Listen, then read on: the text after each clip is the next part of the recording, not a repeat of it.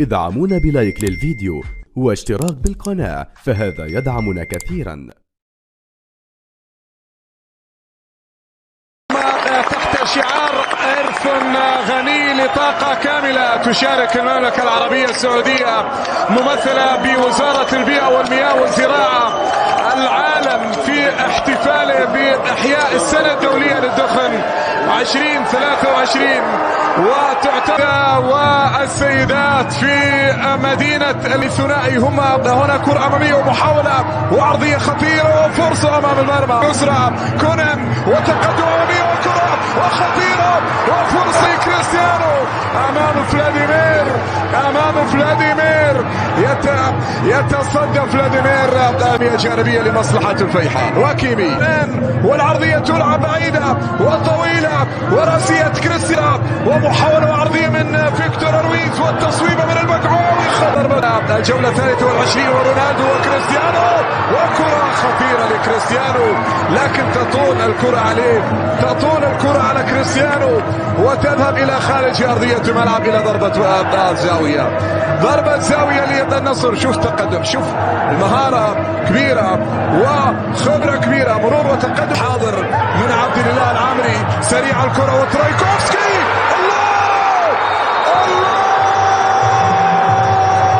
لكن التسلل، الراية مرفوعة والتسلل حاضر.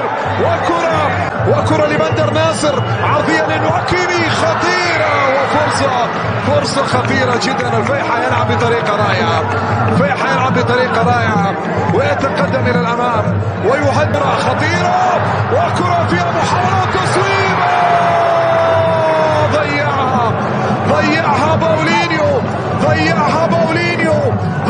باولينيو. فرصة ثمينة وكرة خطيرة جدا من الجميع وتصل عند سلطان الغنام. عرضية الغنام والكرة راسية من جانب أيمن يحيى. ضاعت الكرة ومرت سليمة. عرضية حاضرة وكرة خطيرة والتصويب والكرة تضيع وحكم المباراة يشير إلى ركلة جزاء ربما وإلى ضربة زاوية. يعني كانت محاولة خطيرة جدا للموسم، وعندنا خطأ الآن والكرة تلعب والفرصة وخطيرة وكرة تضيع يا كريستيانو، كرة تضيع على كريستيانو. شوف التحرك، شوف الكرة والتصويبة قريبة من المرمى، كريستيانو جميلة وكرة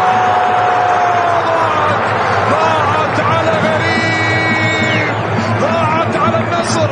تأخر